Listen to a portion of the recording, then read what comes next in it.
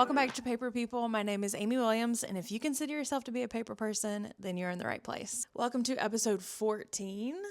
Crazy. I just counted. We have 8 more episodes left until the end of the season.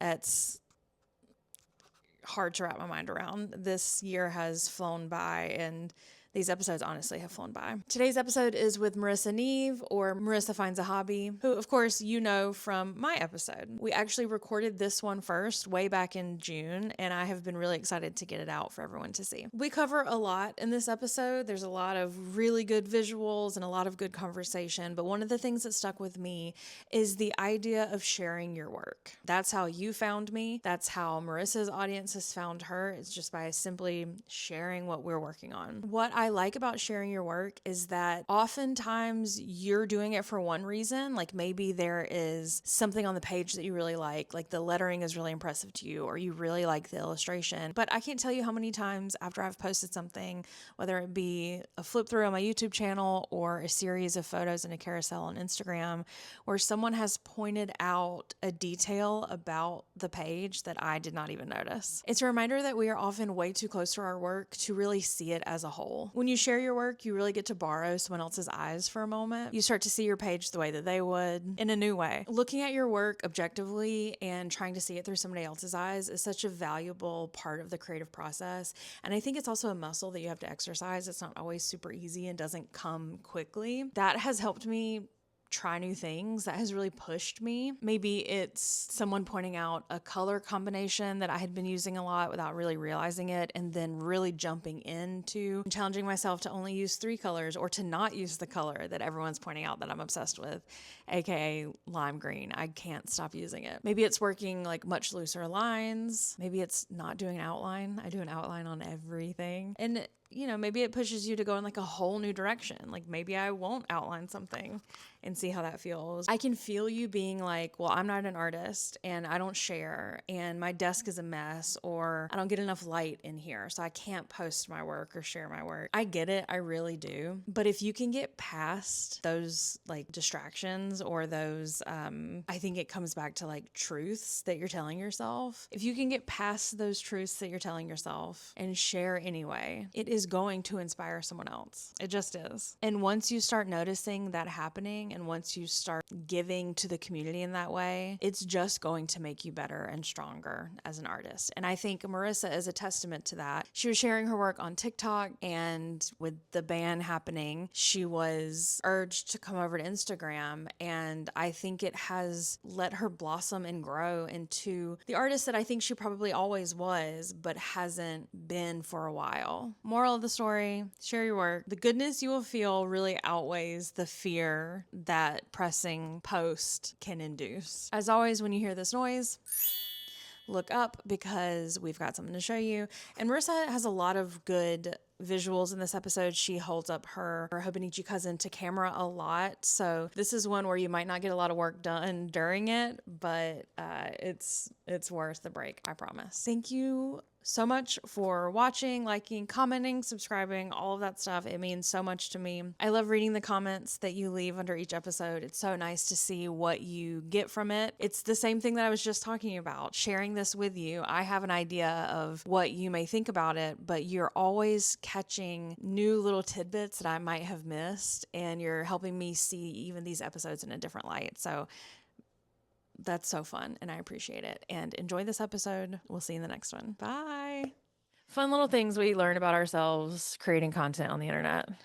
Yeah. How has your creating content on the internet journey been? It's been so much fun. I work in social marketing. I have worked in social marketing for um, almost 8 or 9 years now. And because of that, I never really enjoyed doing it for myself, right? I'm like, this is work. Like, I'm good just posting to Instagram once a year. Mm-hmm. And I kept trying to like make TikTok happen with something creative. And it's really funny when I go back on my TikTok now, because my earliest videos are me literally trying to design a planner. I'm like, Mm-hmm. there's no planner out here that like suits everything that I need. Like it needs to open flat, it needs to have some structure, but not too much structure. And um, that flopped. But and then like various sort of creative endeavors. I would do like decorations for my daughter's birthday party and stuff like that. And then when I started creative journaling, it just seemed like a natural extension. Yeah. And, when I discovered your YouTube and your videos, I realized like how difficult it was to actually find other people who were doing like quite what you were doing. There's a lot of people doing creative journaling, obviously, but a lot of it is, um, writing and calligraphy or testing fountain pen inks and stuff like that. And there was a piece, like some small part of my brain that I was just like, let me share it because they're like, I know it's not as good as Amy's, but Yeah. like it's it's something to put out there for like to connect with people about. Yeah. And sure enough, that's what happened. And like thank goodness for like the that impending TikTok ban because Kristen and Danny actually were like, "Do you have an Instagram? Like, if TikTok gets banned, like, I want to still be able to follow along." And I was like, "Oh, I just have like a personal Instagram. Like, I'm not doing this on Instagram." And then when I started an Instagram, like, because they had both asked, and I was like, "Oh, why not?" It just opened up a community for me, and that has become so crucial, like, especially while I'm on maternity leave, because taking care of an infant is so boring. And like, Well, it's love my also son, so but hard and lonely and yeah, like it's, if I decide to leave the house, it messes up the rhythm. And so I do like to stay at home. And this happened when my daughter was born as well, where like I just totally lost myself in parenthood. And it took literal years to rediscover any sort of creative habit. And so I knew when I was about to have my son that I needed to have something to not bring purpose, but just like a hobby. I needed a hobby to do at home that I like really loved, that didn't feel like work.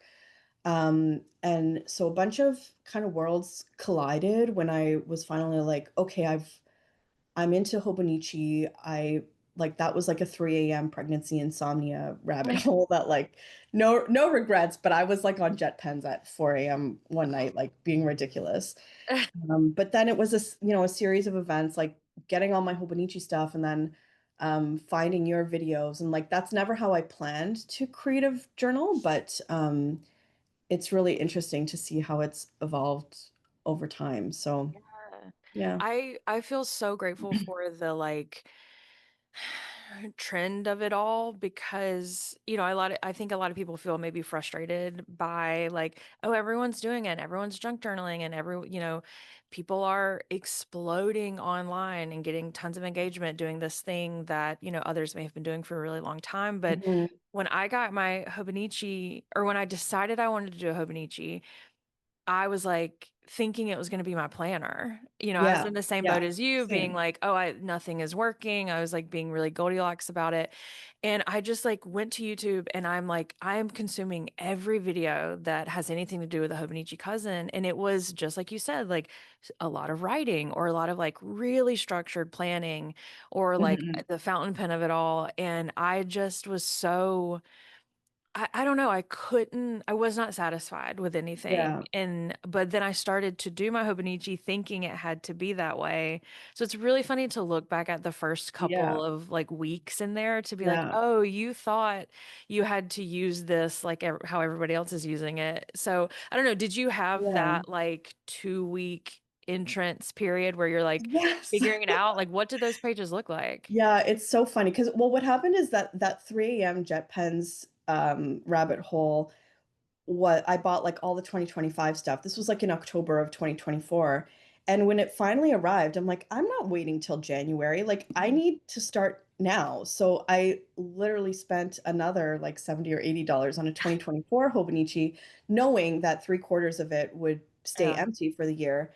And I'm so glad I did that because it gave me that space to figure it out before 2025 Yeah. started. And there was one day in particular when I kind of liked tinkering in on the page throughout the day. So it would be like, oh, this happened, and I would like write a little block about that or try to illustrate something. And then there was one day where at like 2 o'clock in the afternoon, I would like drew some tomatoes that my husband harvested from the garden. And then at 11 p.m. at night, we had to take my cat to the emergency vet, and I was like, I can't journal throughout the day because Yeah. I don't know how the day's going to end. Yeah. So that opened up a world for me of like, okay, I don't have to do this now. I shouldn't do this now because that doesn't really, it won't necessarily represent what I want to capture about the day. Yes. Um, and yeah, those early pages were like a lot more writing with like maybe a little illustration here or there. And as the year progressed, I did a lot more sort of full page painting or like one word written huge or something like that, like using more stickers.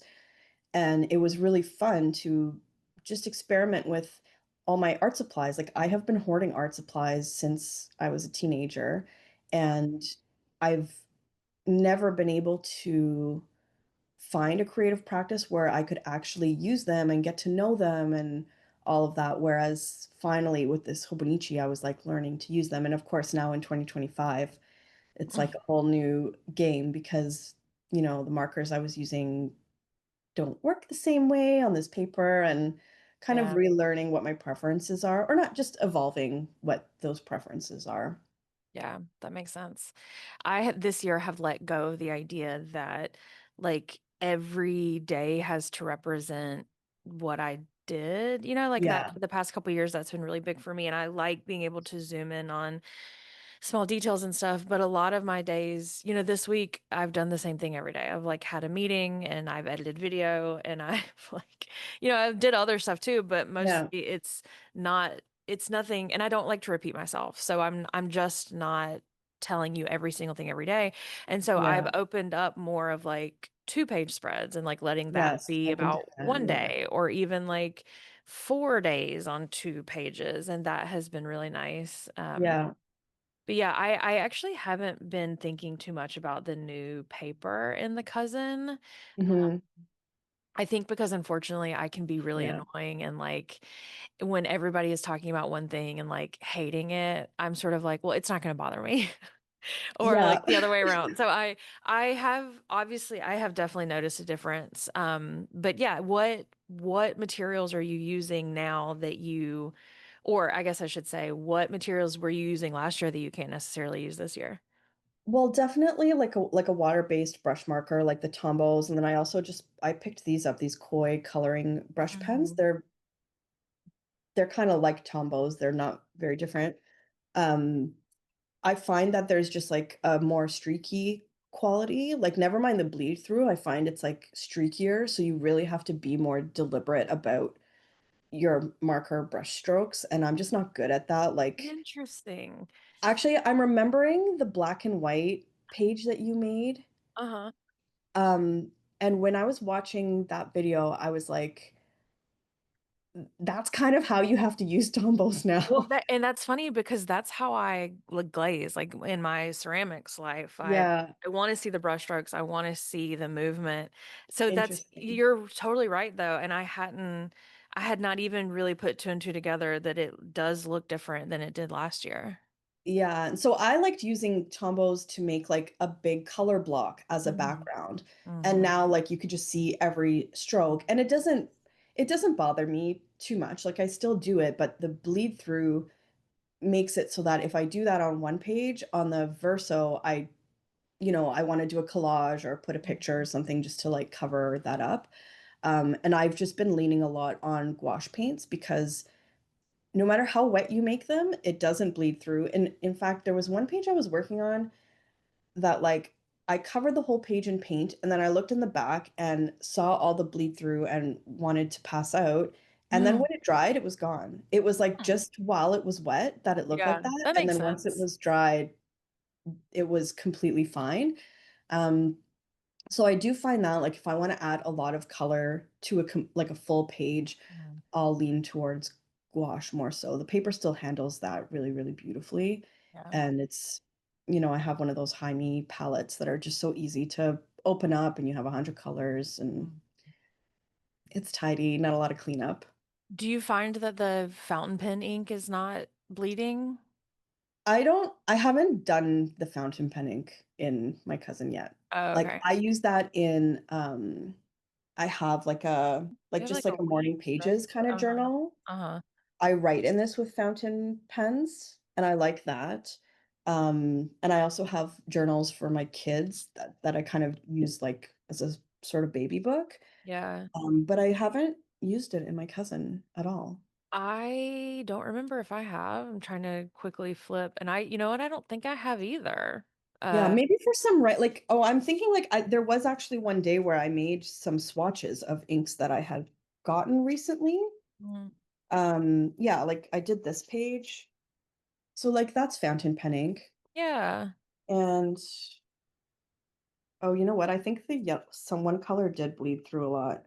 Yeah, the yellow bled through a lot Oh, I see. there. And I can't even really Then see that on the camera. So I oh wonder really? if is it like really noticeable in person? Yeah, and it's Yeah. hard to tell because I mean I collaged over it, so you can't And I mean, I will be honest with you, like with the exception of times where the color gets really concentrated in an area and that's the only thing that bleeds through, I'm not really too bothered by it. same. Yeah. Same. I think the only thing that's really annoying is just that the brand itself hasn't really acknowledged that this is Mhm. an issue. So I think a lot of people are still just uncertain about what 2026 will hold. And for some people, if it is a deal breaker, then it's a deal breaker, and there should be some transparency so they can make a Yeah. decision for themselves. Agreed. For me, like I don't care. I will be buying a 2026 cousin as well. I Mhm. just love the structure of the whole book. Like when I when I first I came across it a few times before I actually like came across it a third time and was like, okay, I need to buy this. It just really clicked something and unlocked something in my brain that I just I don't know. I see other like variations of Hobonichi that it's not the same. Not that they're variations of Hobonichi, but Yeah. other planners in their own right. Hobonichi is the one that just speaks to me the most, so I can't see Yeah. myself changing it in anytime I soon. I am a little ignorant in the stationery space. Like I don't know all the brands. Like anytime I hear, I've had guests on that the book they're using I've never heard of. You know what I mean? And it's Yeah, like I use a Sterling ink for my work notebook right now, and it's beautiful, but I can't imagine doing what I do in my Hobonichi in yeah, it. And I like the consistency of like, oh, I'll have years of the same book. You know same, what I yeah. mean? That's really what like, I used a Moleskine planner as a journal for probably 10 years or so, and I mean, I don't care for that stack anymore, but there was consistency across that time. Like, that's something that I'm drawn to, so, uh yeah, I don't see myself changing it up anytime Yeah. soon. Even just like the thinness of the paper is really pleasant to work on, and I just wouldn't feel comfortable like switching it up and trying something else that I really notice the small like tiny details of those things, and once I get attached to something, it's just Same. And also it's expensive. Like I don't yeah, want to make a $70 investment and then be like, oh, this isn't exactly what I wanted. Like exactly. I think I'm so impressed by the people that like mid-year change their journals up I or know. they have like 9 planners that they cycle through it. I'm just like, no, I can't. I know what I like and I will Yeah, stay in it until it doesn't serve me anymore. So, I'm exactly the same. And yeah, with the Hobonichi, I am still very much enjoying the daily practice of it, and not that I necessarily do daily pages every day, but I am in this book one way or another every single day, sometimes multiple times a day, sometimes for 10 minutes, sometimes for 4 hours, maybe not 4 hours these days, Mhm. but a bit more extended time, and I still enjoy every minute, and it is a space where I've been able to really let go of perfectionism, and for me that has been that's really emblematic of like many years of struggle to find a creative voice. Mm, And so, yeah, as long as this is serving me in that way, I don't see any reason to take the risk to interrupt that flow. Like, I yeah. feel very much in a flow for the first time in my life. And yeah, I don't want to mess that up. I hate to ask you, but what are you going to do when you go back to work? I will still I mean, I was working until February, Mhm. so I was able to maintain it. I think I tried to do more daily pages more frequently. Like, I didn't have the space to, do more back journaling, like, Mhm. like, if my son naps for 2 hours, then I have that time and I can maybe finish 3 or 4 pages in that time. But I think I'm not too idealistic about this space in the sense that, like, if I don't have a lot of time and there's a page that I'm wanting to get done, like, if I can find 15 minutes, it'll get done. It's also Mhm. something that, like, with my 4-year-old daughter, like, we journal together, like, she has her own journal, and so sometimes we'll just be sitting in my office, she's working on her journal, I'm working on my journal, so I don't like, work hasn't been, a hi it wasn't a hindrance to Mhm. me really, like, pouring myself into this space. Um, and in fact, it was my life is more monotonous now taking care of a baby than Yeah. it was being at work. So I think, in some ways, it might just change up the content of my pages. Mm. Yeah, I feel very jealous of that because I feel like work has changed so drastically this year that like I'm still, it's June and I'm like just getting back into the swing of things. Which is weird because Yeah. nothing has really changed. You know what I mean? So it's like same with you. Like you've been doing this work for a while and you'll just go back in February or whenever. Yeah. Is it February when you go back? February, yeah. Yeah, so I'm like, I can't put a finger on like what exactly has changed, but anyway, that's my own issues. Well, I think, like, one thing that having kids really allowed me to do was just, like, lower my expectations for literally everything, and, my hobbies included. So, if I get an hour in a day to actually work on my hobby, like, wow, what a blessing. Like, I I don't, like, it took a while to get to this space and get used to this being my new life because you sort of have to resign yourself to giving so much of yourself to your kids and your family, but, no, like, actually being able to lower expectations for everything. Like, also the things that give me space to journal is, like, I have a supportive husband who cooks most days, and I don't care if toys are strewn about the living room for 4 days before anybody tidies them up. Like, I the expectations I put on myself are very low Mhm. so that I can have the time to do something that, like, fills my cup instead of being, like, completely depleted at the end of every single day. Yeah, Um, I'm just making a quick note to lower expectations. yeah. Yeah, well, I don't know how to do that.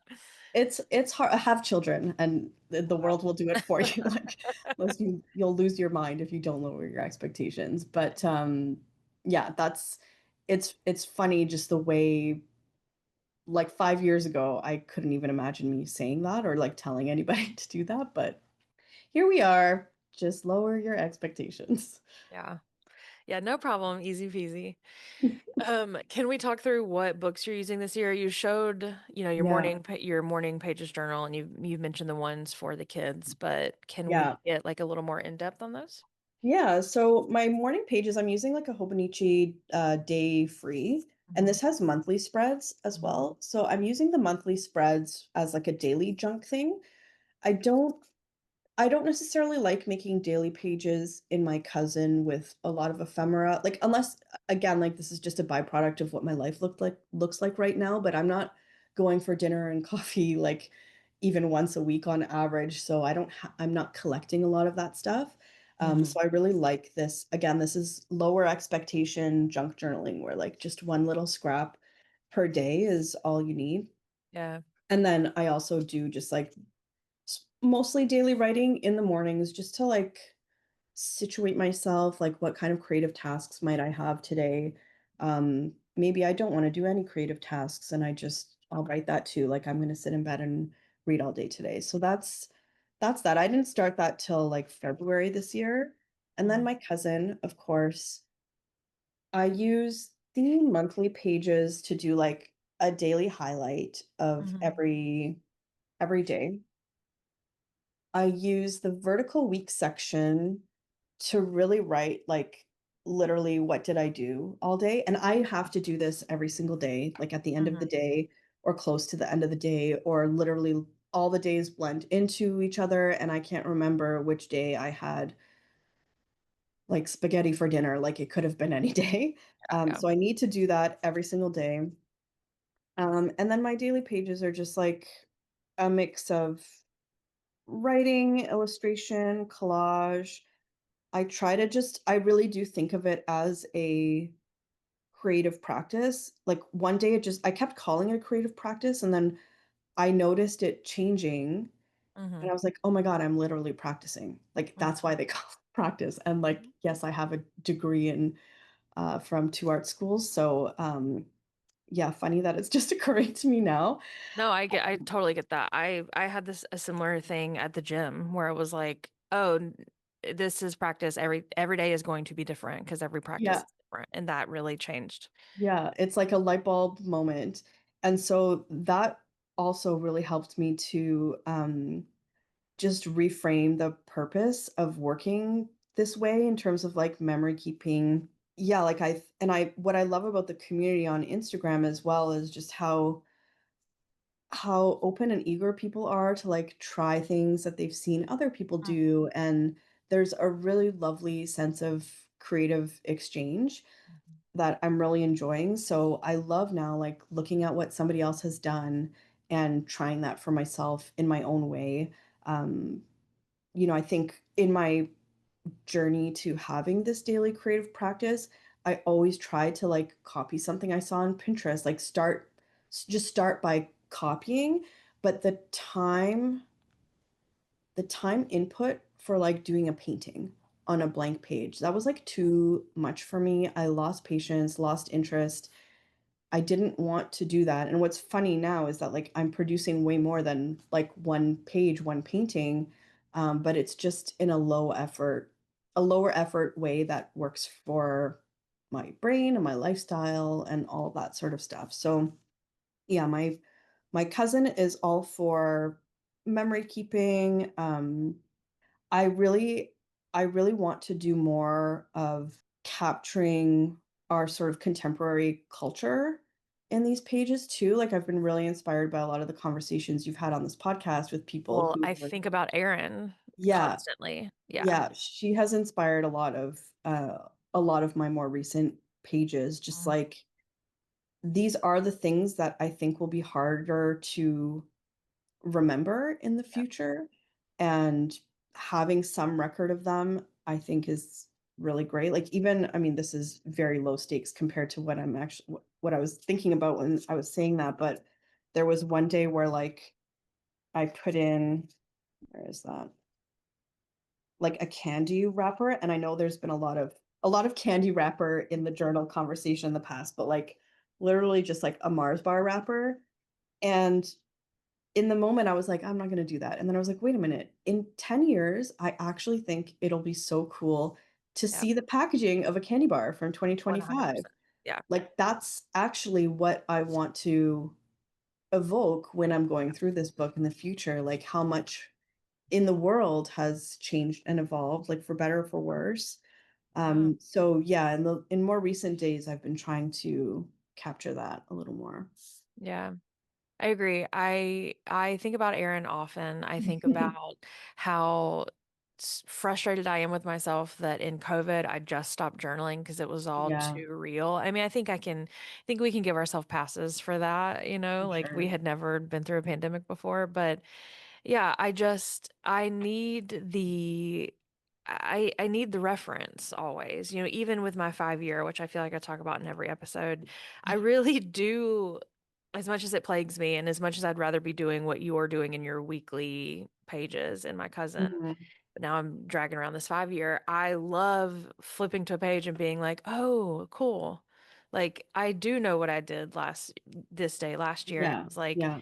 um I don't know. And even like just I struggle so much with the passing of time. I turn 35 this year, and even like yesterday, we were at a comedy show and I'm like sitting there and my mind is wandering a little bit with the opener, and I'm like so focused on turning 35 that I'm forgetting I'm 34. You know Yeah. what I mean? And Yeah, you like have to enjoy it to the you last minute. do, you do. And so that I think that's what all of this is, right? It's just like Mhm. enjoying the days. And I imagine also with kids around, it's, super important to capture these little bits and Yeah, and actually that's why I started the journals for them. Like it felt a little overkill in the moment, but again, like I've never found a baby book that I liked. Like they're no, I won't trash them too hard, but not to my taste. hmm I don't care for most of the prompts. hmm Um, it wasn't something that I wanted to keep, you know? yeah. And so my poor 4-year-old like doesn't have a baby book really because I was like so hung up about it that I never really got to keeping one properly. But now my son has a very fancy Hobonichi Weeks for that.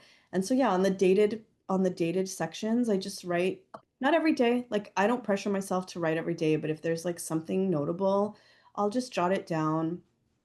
And I think it will be just a really lovely thing to give to them in the future because I think Absolutely. it sheds a lot of light on who I am. Like, yes, who they are, but who I am as well. And I really want my kids to know me and to Yeah. not have to hide parts of myself in as I relate to them. Like I just want us to have a close relationship throughout their lives. So whatever kind of insight I can shed on who I am now when they were young, like so much of that is lost. And I'm a person who like I don't remember a lot of my childhood. Like Same.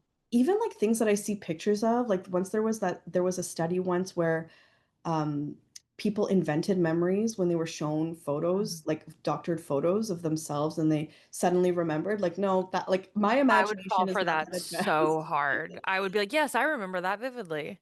Oh, I'm the opposite. I see pictures of myself that were actually taken at an actual spot, and I'm like, Mhm. there's nothing there. Like I'm a potato. Like I can't remember anything. So this practice is trying to counter that for my kids as well. Mhm. Like maybe it won't evoke memories for them necessarily, but it's like an honest record. Yeah, and I think about like, we didn't realize our parents were people until, we went to college or, some Yeah. of us are so it takes us a little bit longer. And Yeah. it's Wait, our parents are people? and our parents like dated and our parents, had like struggles at work. It's like, oh right, they've Yeah. done all the things we've done. And Yeah. it's nice to have this like early on, I would imagine. Like you're saying, they're Yeah. they're getting to know that part of you. Yeah. I put so many pictures of myself in my pages because of sort of like what you're talking about, where you look at a picture and you're like, oh, I have no recollection of that. I Yeah. feel that way about a lot of stages of my life where I'm like, I don't know who that person is. And so I do this in hopes that like in 10 years from now, if I look back and I don't know who this person Yeah. is, I can be like, oh, that's exactly who she is. You know what I mean? And I think Yeah. it comes across as maybe like a little narcissistic, but you will No, only I be this think young once. yeah, and we need to tell our own stories. I think there's and it's also inevitable though that we kind of the more time passes, the more distance exists between us and our former selves. I recently took a box home from my mom's house that was like in my childhood bedroom, full of poetry that I wrote on loose leaf paper, like beyond cringe. Okay. Like I couldn't even actually read through most of it because I was like, this is so bad. But I'm reading it. I'm like, I don't remember being this person. Like, I don't remember being this like sad. I don't remember being having crushes on like I'm writing like these desperate love poems. Like who was I even writing that about? Like I was 15 years old anyway. So I think it's inevitable that we kind of, like our past selves are sort of tinted by the passage of time in some way and I don't know. I'm not too like I don't actually haven't thought too much about like what I hope to perceive from these pages like 10 or 15 years from now. I just know that like now it's important to me to do and like it will tell a story whether it's accurate like remains to be seen Mhm. and maybe Yeah, that's not even the most important part. I think about the idea of like, especially, I deeply resonate with the like cringy poetry of 15 and that. And it's like, We've all been there. So much of me back then was like, you know, I was on MySpace and Live Journal and everything, and everything was emotions were heightened, and like I was Mhm. definitely, I think, performing in a way back Yeah. then yeah, and I think we do that to try to figure out who we are. Of course, we try things on, and if it fits, great. And I'm wondering now, 15 years from now, what I will realize in my work here and my Hobonichi, like what I'm actually trying on and what actually Yeah. isn't me. And I don't know, I think that's fun. I've not really thought about that before. Yeah, well, and I think for myself, I don't know how I came to this place, but I feel like finally in my life I have a lot of self-awareness and I'm very attuned to myself and my needs and my interests. Like I'm very unapologetic about what I want to be doing, whereas I spent many years being like, oh, like it's not a good thing that I'm overly sensitive, or like it's not a good thing that I'm introverted and I want to stay home, or, everybody's judging me for this. And now I'm just like, judge away. Like I like to be at home. This is my happy place. Like you can't force me out. And I succumbed to a lot of that pressure around me for so many years. Now that I'm in my 40s, and I think part of it is from having kids and like suddenly like the scarcity of time is like really staring you in the face, and I just don't want to spend my time or energy doing things I don't like with people I don't really like. And so there's a very deep like self-assuredness that comes with age, I think. I mean, this is, we all say it like, oh, I wish I knew then what I know now. Like Mhm. it's so cliche, right? But this is like, these recent years are the first time in my life that I'm just like, this is who I am, and I'm really happy with who I am. So, on this topic, I'm curious, like in a decade or two, what my impressions of these years will be like looking Mm. back, because in this moment, like I'm like, this is me. Right. You're like, this is what I'm I not want. trying anything on. Like I spent years doing that, and Mhm. this is me. I have my wardrobe now. Yeah. I don't know. I still think we try stuff on, even if we don't realize we're doing it, in the like, Probably. especially with the seeing and the sharing and, Well, and it there's an can be as small. evolution. Yeah, sure. For sure. Yeah, and that, I think that's what it feels like for me now, is that I'm very open to, yeah, I'm open to where this practice takes me. It's actually like returned me to a lot of interests that I had a long time ago that I forgot I even had. Even journaling, like I think it was your conversation with Danny, where I was just like, "Oh my god, like I have forgotten how far back my journaling history goes, even sharing my journals online, because before the word blog existed, I hand coded a website and we had things called web rings, and they were called online journals and not blogs or whatever. And some of my oldest like friends and acquaintances are people that I met online Oh, totally. literally in the 90s. And um, I think it's so interesting that like, there's ebbs and flows and we fall out of things and back into things, but for me it really feels like a homecoming of sorts. It's like I tried, I don't know, I fell out of journaling. Actually, I realized recently that I stopped journaling because I quit smoking. I used to like sit outside on my balcony and like smoke 100 cigarettes and write 900 pages of my journal. And when I quit That's fun. smoking, I stopped doing Sure. that. So it's taken me like over 10 years to find a journaling practice that I really love and that works for my current life. And yeah, in 10 years that might look completely different, but I'm open to where it takes me. Yeah. Have you gotten any friends into journaling at all? Maybe. I haven't seen proof of it.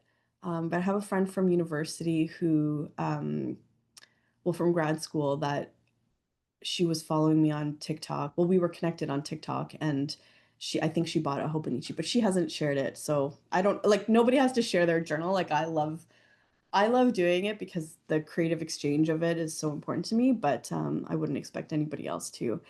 Yeah, I But try not to put pressure on it, but I'm like, can yeah, I show see? me. I Like know. I just want to know what's happening. I know, because I'm really like an open book. Like the whole idea of like privacy or shame, Like, Mhm. I don't feel those things anymore, so I'm just like, "Here's it's all out here, read my diary, I don't mind." Like, if there's Yeah. something you don't wanna share, I'll cover it up or hide it under a flap and It's funny because I'm not the type of person that will, like, read it. I'm the type of yeah, like, same. I'm looking at the color, I'm looking at the illustration or something, and so I sort of take for granted sometimes that, like, people really do they're zooming and they're they're Yeah, reading, no. and I'm like, "Oh, there's probably some stuff that, like, I shouldn't," for the sake of another person. Not I Yeah. agree with you, like, I don't feel shame or anything, but it's always, like, a little surprising when someone pops up, a couple weeks later and they're like, "Yeah, so how I did blah, blah, blah," and I was like, "How'd you know that?" I know. Well, I asked on my Instagram stories once with a poll, like, "Do you just, like, glance or are you, like, reading?" Because I don't read like, I'm not reading all that. Like, Yeah. I'm not I reading don't all even that. reread what I write. I don't care what you write, you know? Exactly, exactly, and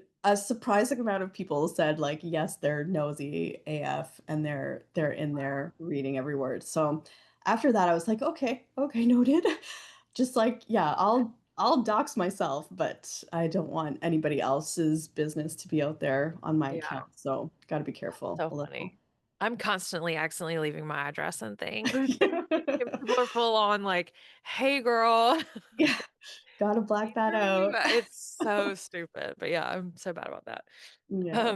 What I think this is a big question to ask, and so I have changed it from just a flat like, tell me a favorite page of yours, and I'm happy to hear if you have something locked and loaded. But I also think it's really interesting to know the why behind things. Mhm. So I am interested to know what you consider to be a successful page, and also, of course, the inverse, an unsuccessful Yeah. page.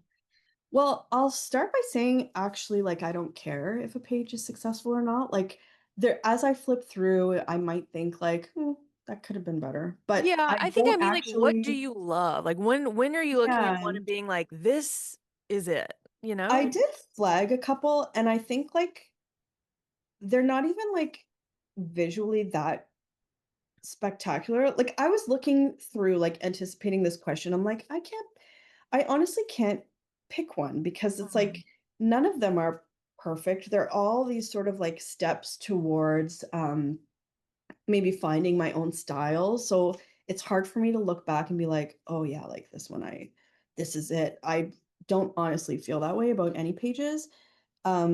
But there was this page that I did that mhm, I didn't think anything of it when I did it, but I posted it to my feed and I started getting tagged by so many people who like copied the banner style mhm, and tagged me. And I thought that was so special. To me, it was like such a throwaway space filler. Like I thought nothing of it in the moment. But knowing that people saw it and were inspired and, posted their version of it was just so special to me. It was like one of the first moments where I really started to feel like a part of this journaling community online. yeah, And it's such a good feeling.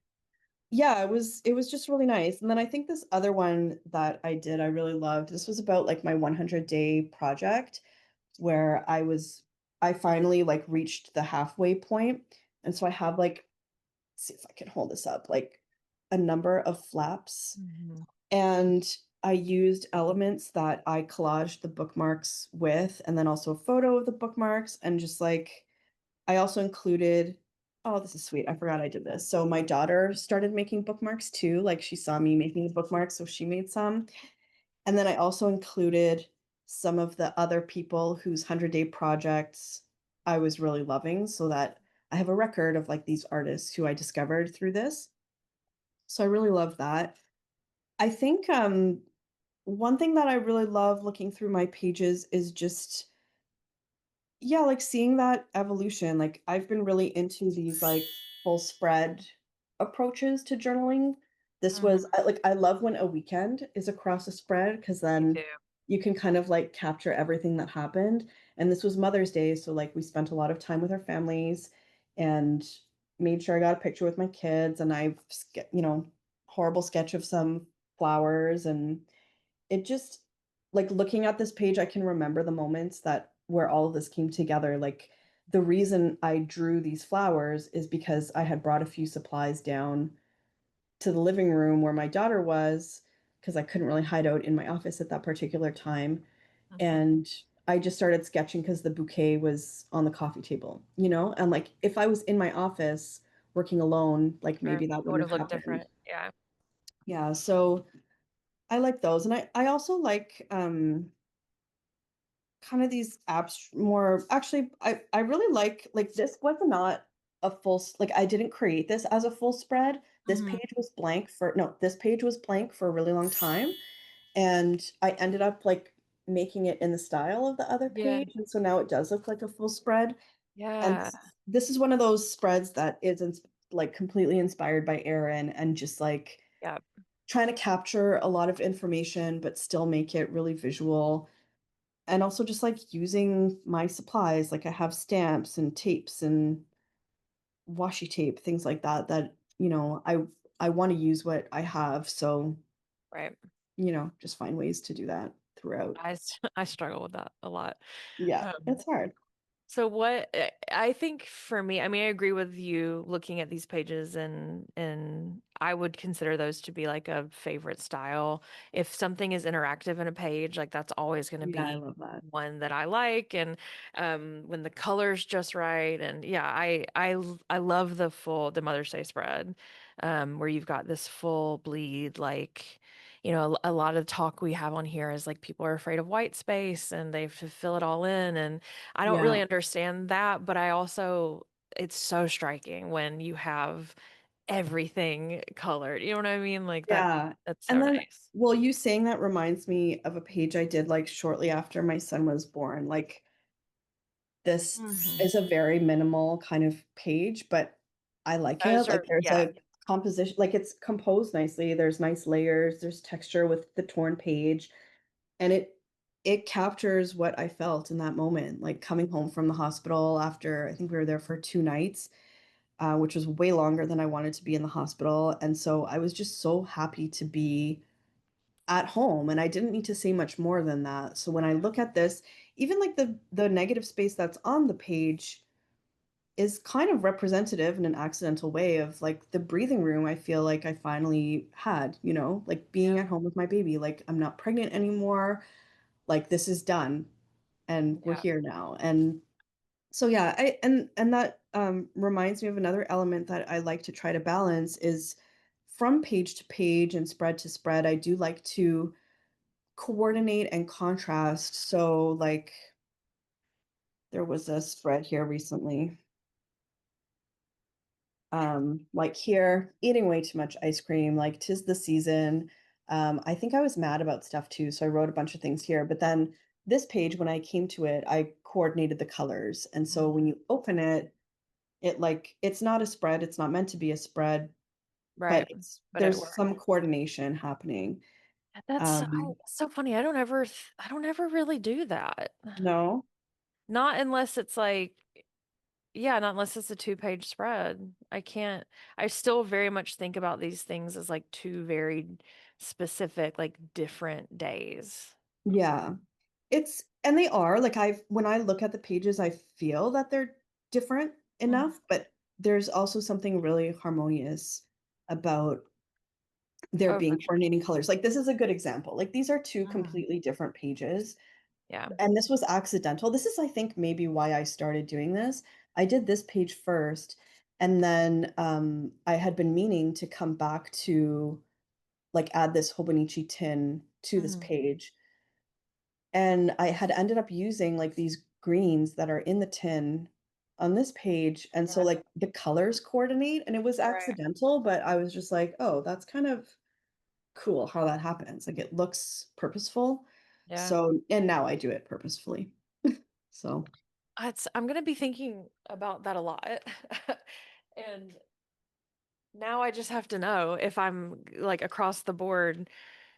Yeah, I'm never matching them on purpose. Of course I use all of the same supplies and stuff, but and I maybe think you have that'll a be very it. defined creative style, like, I'm still finding mine, whereas I think yours is very defined, so that Thank you. is, captured across the pages as well. Yeah. Like, your Yeah, I guess illustration that's style is, like, unmistakably yours. thank you. I guess that is like the only thing that's consistent in that way, but I like the idea of just thinking about them as together more because I'm not. I'm always just like a day at a time. And Yeah. I think that is very much me where like I do like to finish something and then try to do something completely different. Like on the Yeah. very like day to day, see if I can be a Yeah. different person. And that Never happens be to me too. I think like, my background, I'm trained as a like an art curator, so I think Mhm. I have a tendency towards creating threads through things or finding threads through things. It's just like an impulse that, Yeah. doesn't make me mad, so Yeah. I just can't help myself. What about these pages that you are like, again, it's all practice, it's all play. I totally get that. But I I want a little bit of the tea of like what are Yeah. you not what are ones where you're like, "Oh, I'm glad I can turn that page and never see that one again." Because again, they're Yeah. learning opportunities. So, Are. Okay, sorry, I'm gonna struggle with this because honestly, I've just like I have really loved oh, okay, here you go. I found one. I found okay. 2. Wow, okay. I hate these pages so much. Maybe not so much, but I have like a dopamine menu where like I love the idea of this. Yeah. I love that I did it, but I had seen this like frame, like somebody painting a frame and I really liked that effect, but I just don't like the colors that I used. Mm, And then same here, like I tried to this was like the last day of January and I tried to sort of like sum up my mm, month in illustrations and I was very, like, rushed and lazy about how I did these drawings, so, like, when I look at this, I'm like, "Didn't draw that's that." funny. But, again, like, when I look at it, I'm like, "Yeah, it kinda captures everything, really." Yeah. Um, I just don't like how I drew it. I totally get that, and and for me, that is, I think, what makes these pages where I'm like, "Oh, okay, like, I'm good," Mm. it's like, Yeah, maybe the drawing didn't quite work out or I didn't like the material I used or, like, I have all this Tombow stuff, and I'm still trying to figure it out, like, the difference between this color pencil and this color pencil, and I'll yeah, play with it in my Hobonichi, and some these pages are not really made for colored pencils, I have found, at least not the ones yeah, I have, and that's when I'm like, "Oh, I really hate this page." But again, learning yeah. so. Oh, I need to know about the page you ripped out. You don't have to tell me now, but are you gonna Oh, be no, telling that story? I will I would be happy to tell you. I think it's actually right here. So I do every month I have to do 3 deliverables for Tombow. Mhm. And as often as I can, I will put them in my Hobonichi. Sometimes Yeah. like they give like creative freedom, which is like really handy. And so a lot of times I'll show you one that hasn't come out yet so you can be in Mhm. on this. Let's see. So when I can, I will actually put it in my journal, but sometimes I Yeah. can't. So like this was something about like April showers and May Oh, flowers or that's so something. And cute. I can't see what's happening, but like some Yeah, flaps and a quote and love and that. so I love when this happens, but it doesn't always get to happen. And I had made like a zine for them, and I've got all this art laying around because it's taking up so much of my life and time. And then what happens is you're really getting to see all the stuff that nobody has seen yet. What Thank happens is like I you. end up having to make stuff like this for Tombow, Right. and then it gets shoved in a bag somewhere, or Yeah, I'll make like this bingo board for like a summer bucket list. yeah. And I'm like, okay, I could hang it up on the wall, or, I've started just kind of putting it in my journal. So anyway, as a record keeper, I was for a while being like, okay, this is what I did for Tombow this month, and when I can, I put it in here. And I'd put that zine in, but I still wanted to be able to see it, so I'd made a pocket for it, put it in there, and it was so thick and heavy. And Oh, I had also maybe tried to do something in the background with watercolor, and it just like the page was at its max. And on the yeah. other side of it, I had done a book review for the Annabelle Monahan book, Nora Goes Off Script, which I Oh, loved yeah. earlier this year. And I really loved that page, and like I had the quote on there that I loved, and it was a great Oh, page, but it oh, messing with the page sacrificed. behind it, yeah.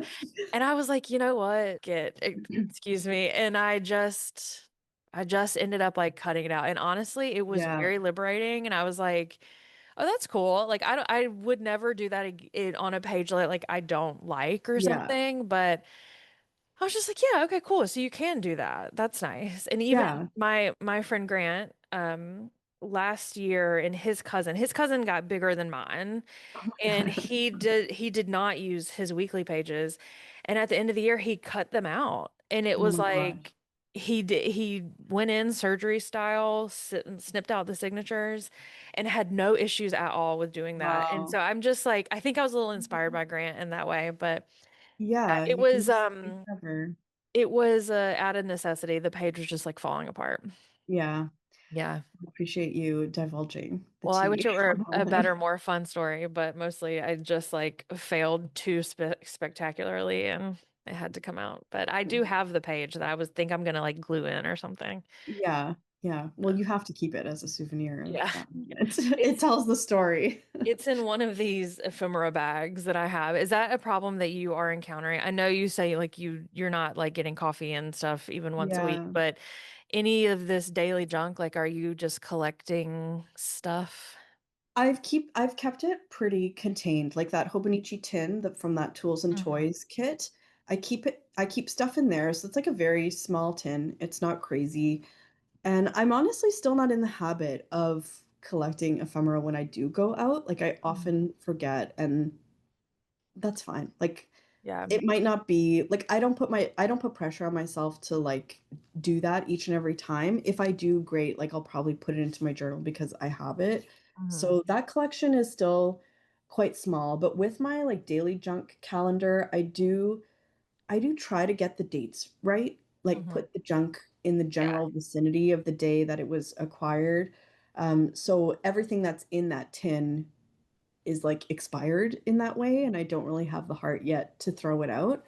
But I Yeah. do tend to use materials like that for other things, like whether it's a collage or whatever. So it's not overbearing at this stage. That's ephemera. Like I have a lot of other overbearing collections that bring stress to my life, but the ephemera is under control currently. Yeah, I get a little hung up on it, especially in a lot of the back journaling I need to do. Like most of that bag is stuff for March, which is Elaine's Yeah, birthday month. And like I also taught at a conference and friends came in town. So I have stuff that I like do want to use.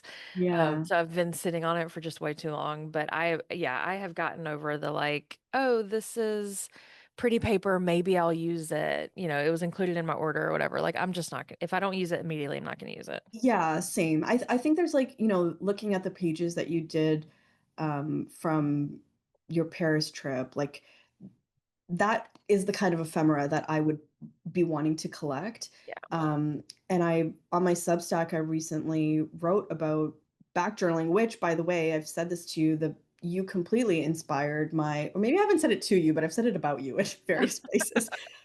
So if you weren't aware, like your video about back journaling completely unlocked like one of these like rules that I made for myself about journaling that made it possible for me to maintain this practice. Um, anyway, I wrote about it on my Substack recently, and Ali Edwards, who I love, restacked it with a note that like this is such a great reminder that it's never too late. And that Yeah. really is the crux of going and backfilling pages in the past. Like you have it in your bag, you're going to remember what it was about and what you want to say about that moment. And it's never too late. And it had me thinking of I went to Chile when I was in my early 20s. I literally have a bag of ephemera and my journal from that trip Yep. at my mom's house. It's been there for 20 years. I could still like I've thought about this a lot in the past year is like need to do something with that. And now I know what to do. Like whether I do it or not is almost irrelevant, but like it's never too late to take the things that we've collected for reasons maybe we don't fully understand um and doing something with it. And I've been wanting to do this with my daughter's artwork as well. I've if there are so many things like, oh, you could send all the artwork and they'll make a photo book for you and like throw away all the artwork. And then you just have this like bound book. Like, I don't want the bound book. I want the original artwork. And now, like, as I've been working in this style of journaling, I'm like, I just need to buy like an 18 by 24 sketchbook, like hardbound sketchbook, and literally tape it in day by day. It doesn't need to tell a story. I don't need to make a composition of anything. It's Yep. just like one place for it to live where you can actually access it. Because that's the thing about like the bag of my South America trip ephemera and my daughter's artwork in a basket somewhere. Like it's not accessible to actually revisit it. And Right. that's the problem for me. Like that's the problem that I want to solve through Yeah. journaling. Like, Um, think about as a kid, like when your mom pulled out the photo albums, it was like so fun. yeah, So to me, it's like exactly. all the same. I don't know if you follow Bye Bun. Her name is Roxanne. She's like a mixed media artist. I love her, and she got me into my Happy Planner actually. But she takes her son's drawings and like puts them in her weekly spreads, and it's Yeah, I love so that. cool because it's like and then she'll put a little picture there, and it's just like I love that like this is my life in this book. Yeah, You know what I mean? yeah. And like it's a full look at it. And I just think that's so fun. Yeah, it's really fun to like I've done that with some of my daughter's artwork too. Like things that fit in this space, I'll put in this space and um it's really it's also because like through having her and like trying to find creative activities to do with her when she was like 18 months and, more active and you need more things. Like I wanted to draw and paint with her. And I used to joke like, oh, haha, I have the artistic ability of a toddler. And the irony is that like it's through doing that toddler quality kind of artwork that I've rediscovered a creative 100%. practice that's so fulfilling because I'm not ascribing artistic value. Like this is my personal journal. I'm not meaning for it to be evaluated, Sure. Like And to it's be honest with you, most toddlers are better artists than most adults because they don't have the idea of what something's supposed to be. They can just I look at know. it and translate Oh, it. and it's so I am inspired by my daughter's artwork all the time. Like she'll draw a red heart and then put like a blue outline around it. I'm like, I Mhm. wouldn't have thought of that. Yep. That idea is like nowhere in my head. Right. And Because you it's have not like supposed to. yeah, Yeah. yeah, Ugh. and she went through, like, this abstract art phase when she was, like, 2, 3 years old, where she would literally just, like, do swatches of colors like, they would all be touching and overlapping, and it was beautiful, like Mhm. and it was just freeing to kind of live vicariously through her artistically, and I do find myself, like, copying some of the way she does things. Like her name is Nadine, so when she draws the I in Nadine, it's like a line and then like a really Yeah. big dot that's like touching the Yeah. line.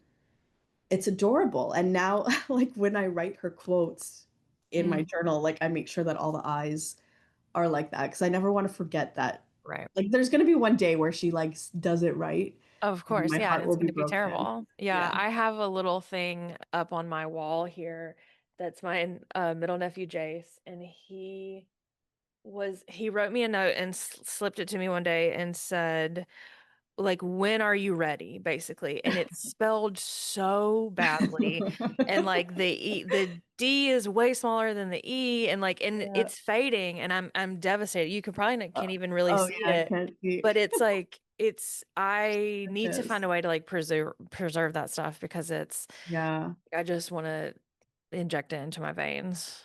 I know that feeling. It's like a daily occurrence with my daughter, and I find myself even with my son now, like obviously he's still an infant, so it's a while before we'll start to have those experiences, but I find myself so curious about his future self and like whether he'll be as creative as Nadine and whether we'll be able to like cultivate these interests together. Yeah, it's kind of like just fun to imagine and hope for.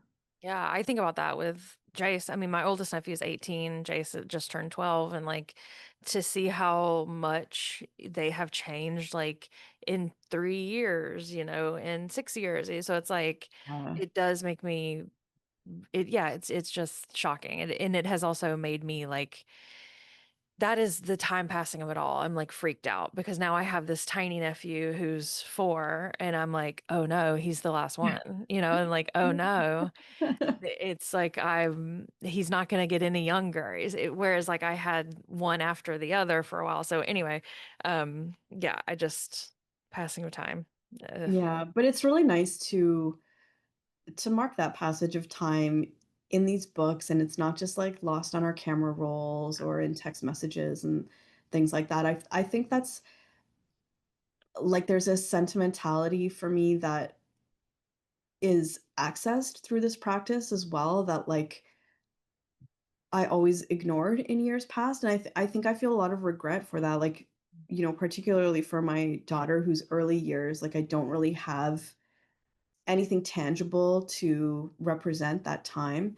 But then also, yeah, for my niece or my younger self, and I have so many regrets, like so many journals from my 20s and 30s and being a teenager, they're gone. Like I was so embarrassed by them that like I burned them or threw them in the garbage. Maybe somebody has found them in a landfill and is like laughing at my past misfortune, but I so regret that. Yeah. Like, as cringy as they were, like, I so regret ever feeling like it wasn't worth keeping and reflecting on.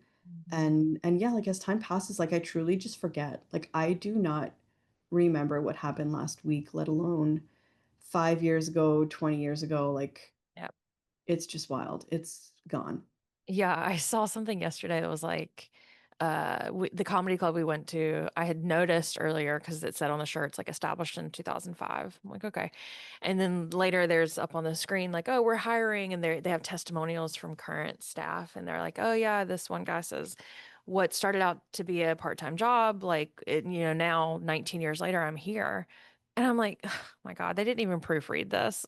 I'm like, how 19 years? No. It's only been open since 2005. And I was like, oh Um, no. Oh no. Like, I it's like know. it's those things and the days slip by and I was thinking the other day about this weekend I had back at my parents' house. It was so nice. It was so fun. And I know that it was in April because I can remember the page. And Yeah. that's what I'm in it for because I want to be Yes. able to place that in time. And I like for the many years, like in the past 5 or 6 years, maybe no, even more, because I was living in Montreal at the time that I remember doing this. So it was like for probably the last like 12 to 15 years, I had a dated planner that I used for journaling, and I would like the way I do in my vertical weekly pages now, where I literally just write what I did. That's what I did on every day. Like went to the dentist, Yeah. worked on my essay, saw this person, ate this for dinner. I did that for so many years, and I can't tell you, like, I can go back to those pages and, like, my memory is very visual, so I can remember what happened because of those little notes that I wrote. That really changed for me, during the pandemic, working from home, being in lockdown. The visual cues of my life became very like, monotone in a way. It's like I'm always at my dining room table working. I'm always Yeah. in my backyard under the umbrella or, like, Yeah. whatever it Or I'm is. scared. You know what I mean? Yeah, and so I don't have those visual cues anymore that differentiate between all of my experiences day to day, but Mhm. now I'm finding that these visual pages are really helping me do that because I can put a photo or, a wrapper or all of these various things. It's like it is a very evocative sort of experience looking through the pages and just recalling what those days were Totally. in a way that like just my handwritten notes don't do for me anymore. Yeah, agreed. Does your husband have any practice like this or any interest in it? No, well, actually, I shouldn't say that because he has kept a daily journal for many years, but it's on his computer and he's Mhm. very diligent about updating it every morning. Like he wakes up early before everybody else and like I don't ever see him working on it necessarily, but Yeah. sometimes he'll be like, "Oh, what day did I make this?" Like to know whether the leftovers are still good to eat. He Yeah. can like go back in his journal and figure out what day he cooked the lentils. Yeah. Um, so he does that and he's a very technical person, but he's also very creative Mhm. and which is so annoying, like he's good at everything. And so he's always been very supportive of me sort of like finding a creative space that really works for me in my life right now. Yeah. Because he sees how hard it is to just like have personal time. Like personal time is hard to come by when you have little kids and um so yeah, he gets why it's so important, which is Yeah, really special. that's sweet. Yeah. I would love if Elaine got into this, and she'll do a page It'd every be now so and again. fun to do together, right? Oh yeah, I mean, we would be sickening. Can you imagine if she did this? Where she is. Okay, I could keep you forever. I know you have things to do, but I do have a few more questions. So, Yeah. supplies wise, we've touched on it a little bit, but Mhm. I do like to ask like ride or die. What are you always going to have near you? If you have an ideal journaling session, what is within like grabbing distance? Yeah, I think like the things that I grab if I'm like going to journal on the couch, it's gonna be like scotch tape, clear scotch tape. If I'm making a flap, like when I see people use washi tape for a flap, I'm like, tell me your ways. That's not sticky enough. It's too It, distracting for me. yeah, I need to put it down. Like even if I put a piece of washi over, which I often do, the washi alone is not sticky enough. So I really love like the humble, clear scotch tape, like the stuff you're wrapping your gifts with. Oh yeah. I do love, I know we'll disagree here, the Tombow Fudenosuke soft tip brush. I go back and forth, like Yeah. I love both of them. I find that the soft tip bleeds through a little more in 2025 papers, so I do tend to use the hard tip a little more, but Can I I see do a page where you have soft tipped? um well like in my monthly stuff, it's Uh-huh. like anywhere where like the writing is like a little Uh-huh. thicker, And is that all you're doing with it? kind of. Okay. Or like outlining stuff, but I actually couldn't tell you, like looking page to page, I couldn't tell you which one I used. That's so They're funny. interchangeable to me in some Oh, I ways. could, and you're right. I was gonna say, no, I don't have to disagree with you, but no, I deeply disagree about that. Um, it's so funny. I have probably 16 hard tips in front of me, and I can't find a single soft tip. I think I That's so just funny. write too big or like they're too close together. Anyway, I'm gonna Yeah. master it. I told Natasha I would master it. I'm telling you, I'm gonna master it. Like Um, I certainly don't use it how it's intended to be used for like varying the brush sure. stroke of your Yeah. writing. So I think that's the thing for me is that like I use both the hard tip and the soft tip the same way and I can't really tell. Yeah. And I use the hard tip for a lot of I'll do a full page of writing in the hard tip and I Yeah. can't necessarily do that in the soft tip. These are Yeah. how many I just pulled out to look and they're all That's so hard funny. tip. Well, I won't show you my stash because I think I found on Amazon like a 35 pack and Yeah. it was only $30 or something. I'm like, well, I can't Can't not. it's more expensive for me to buy a 3 pack A 10 thousand times. percent. So like, Yeah. yeah, And so now I have them for life. sometimes you'll open a new one though and it's a dud. So Yeah. I haven't experienced that yet, but I kind of like when they start to get dry a little bit. I really love the texture of like underlining something really fast and yeah. seeing the streak. It's kind of I like when it satisfying. dulls. Oh, I just found a soft and I know it's a soft because my washi Oh. tape. Yeah, I like when the point dulls a little bit and you get it like a little rounded. Oh, that's my favorite. Yeah.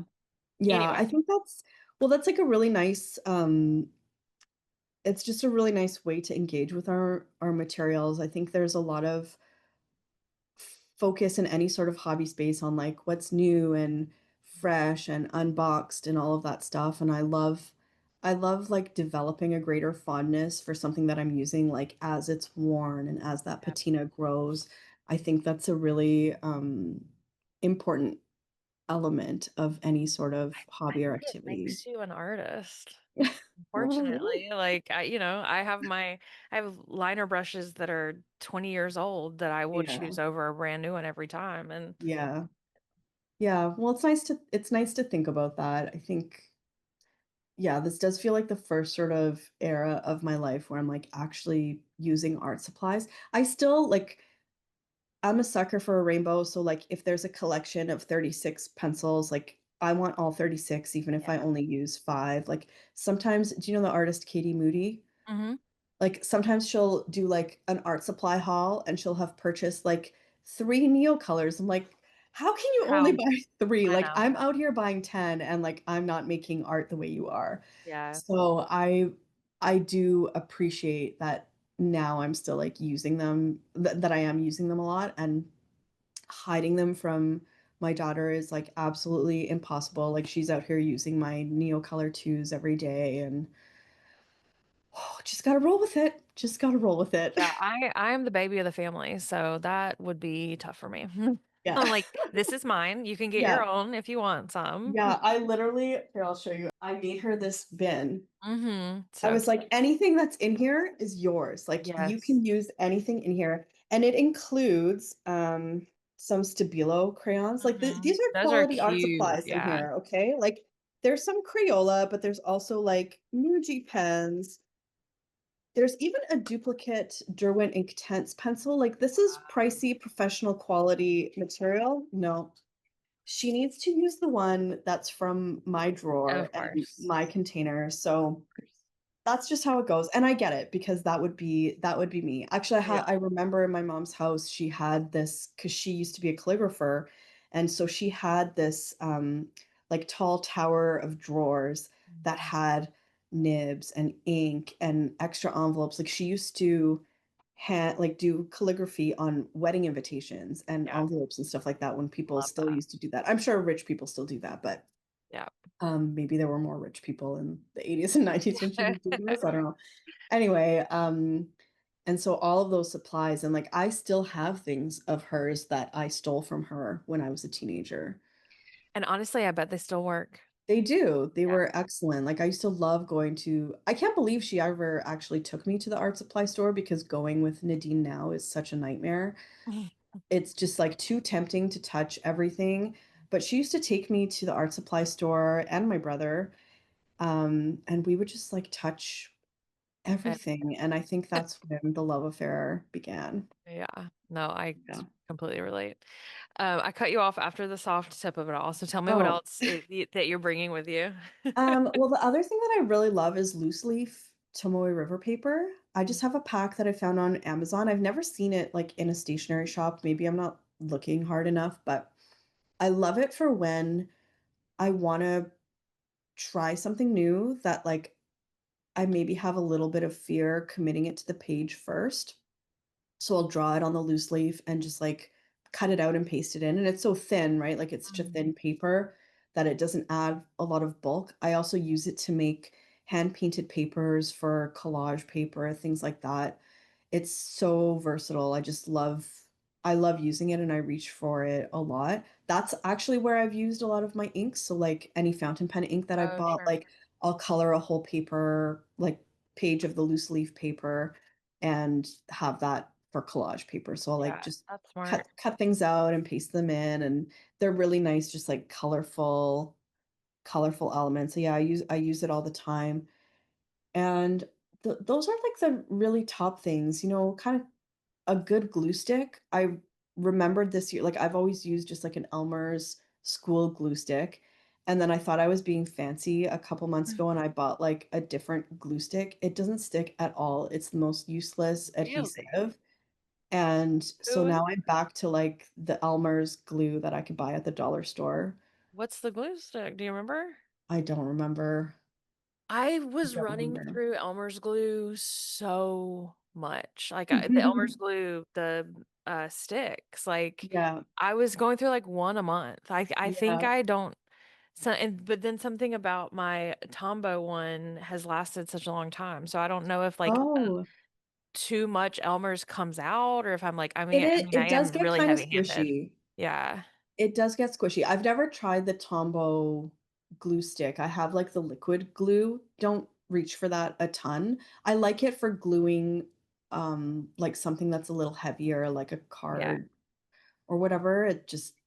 I think The it's more secure. benefit to me of this is the tip here. Yes, Like, it's so precise. but if you put too much on, Yeah. it's game over. Sometimes you need to use, like, a paintbrush to Yeah. apply a liquid glue to, like, really keep things under control. Have you tried a Um, glue pen, like the actual pen with the glue in it? no, I have I not. haven't either. I've seen it. Tombow makes one, Yeah. and it looks like a pen, but it's glue. And I don't know in any situation where I would use it, so that's why I haven't bought Well, it I yet. think it's good for on the go, like, if it's so Oh, true. compact, it just, like, fits in your pouch or your pencil case.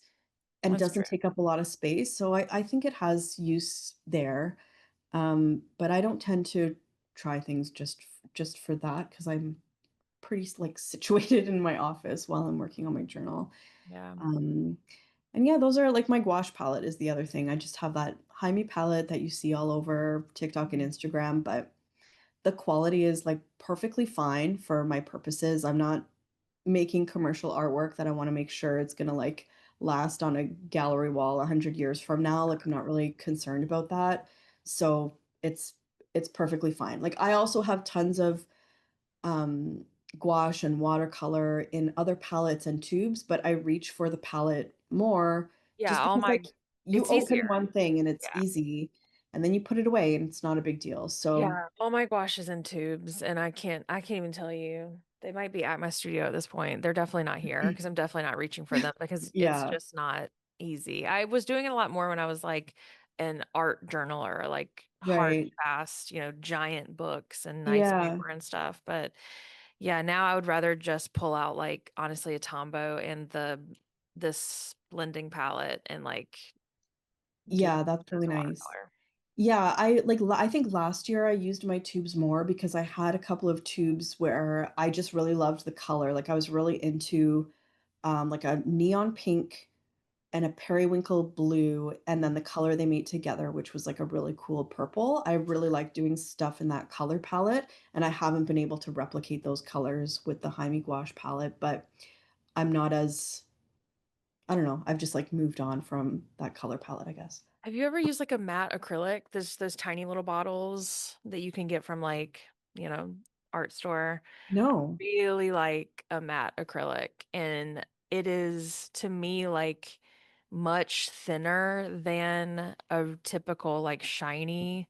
And Oh especially yeah. like obviously the cheaper you go, the thinner it is. But I really like it on this paper. It gives And that it like dries gloss. matte. Mhm.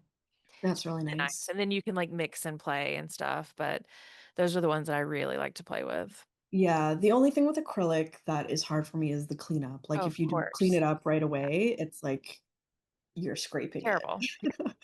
Terrible. Oh, I do like to ask this because I think it's hard, but you're talking about you're still finding your style and everything, but what would you Mhm. consider it to be in this moment?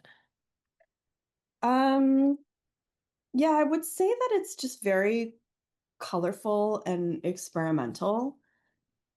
And very spontaneous as well. Like, I don't do a lot of planning.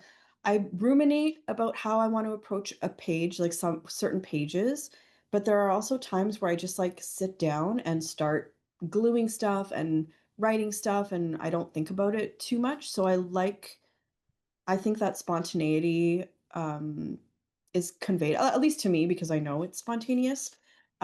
So that's the feeling I like to um, sort of sense as I'm flipping through the pages.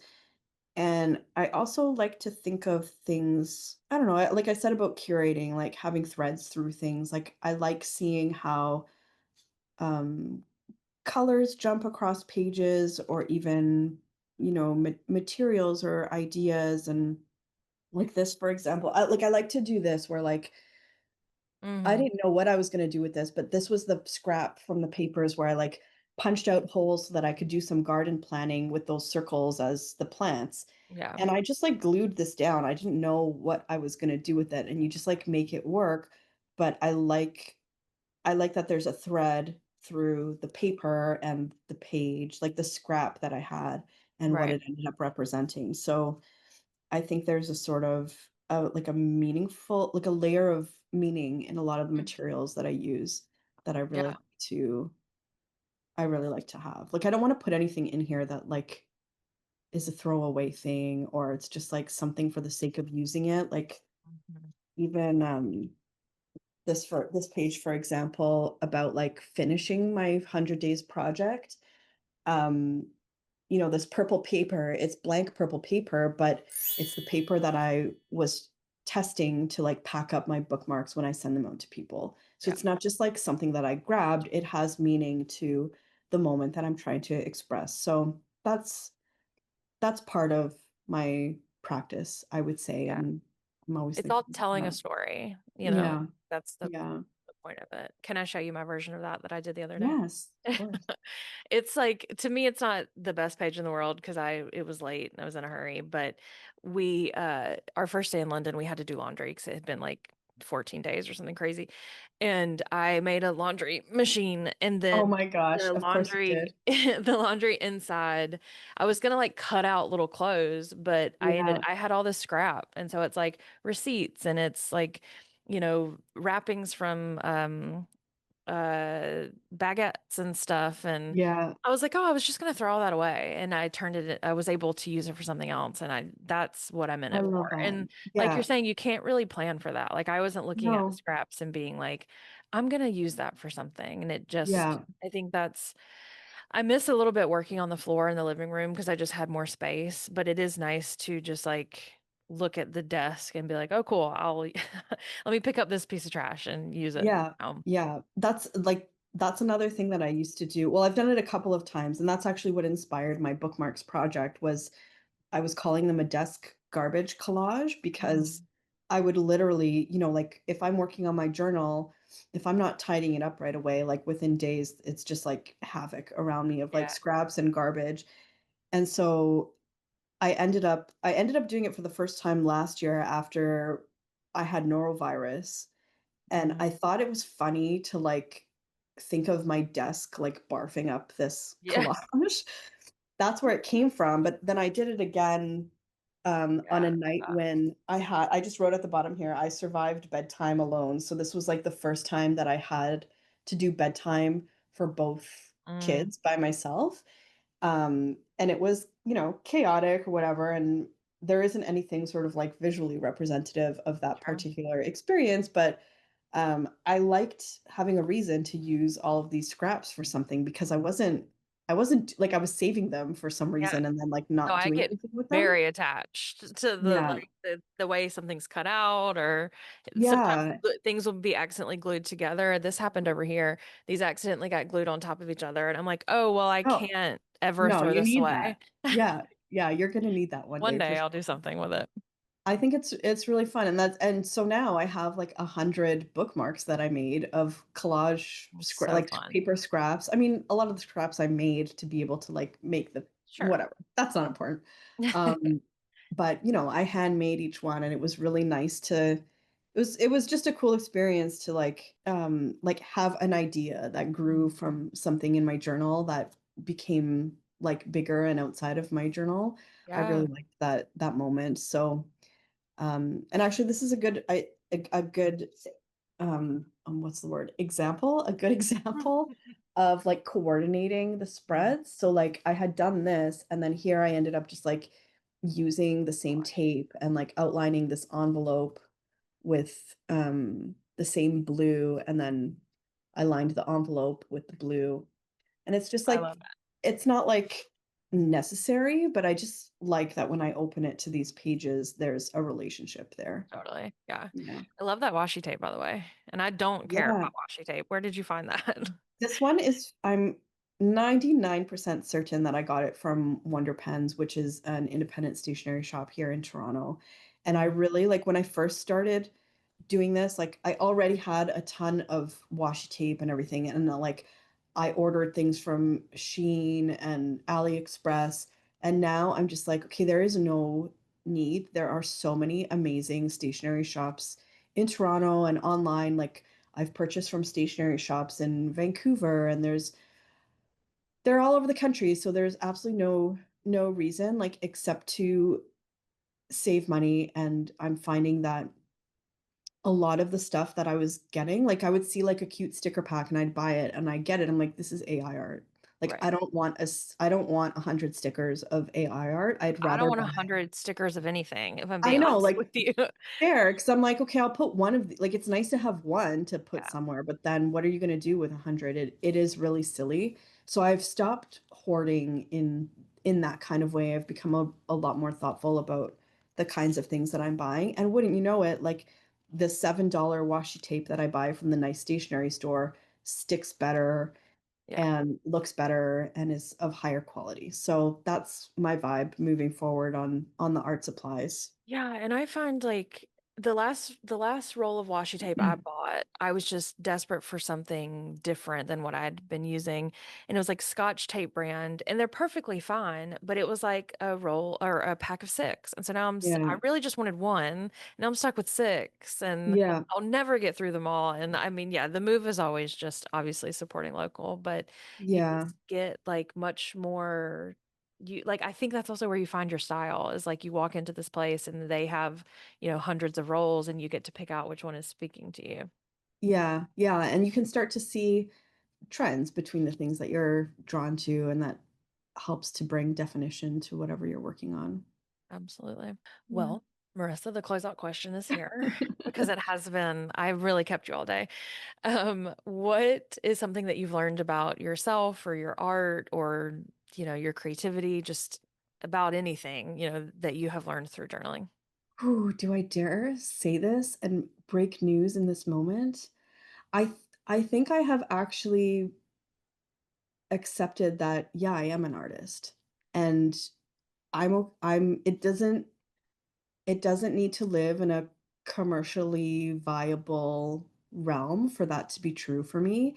I've rejected this term for myself for so long because I felt like I didn't want to practice it, and I wasn't making it for this purpose. But when I think back, like I used to make my own stickers for my photos when I was in university and sell them in little packs at shows, and I made zines and all of these things, and I've rejected calling myself an artist for the same amount of time. It's actually rather silly, and I think doing those bookmarks really, like, once I had them, like, all 100 bookmarks done and they were, like, numbered and signed, and I'm, like, planning on sending them out to a bunch of people who signed up to receive them for free, I'm like, I'm sending an original piece of art. Like, I could no longer deny that. Like, it doesn't mean that it's gonna be worth anything. Somebody can either, like, use it as a bookmark and, like, wreck it in 5 minutes or frame it. That's up to them, like, it doesn't hurt my feelings either way. But I made 100 of something, like, within this container. I made each and every one by hand. Like, Yeah, how am I not an artist? Like, that's what an artist does.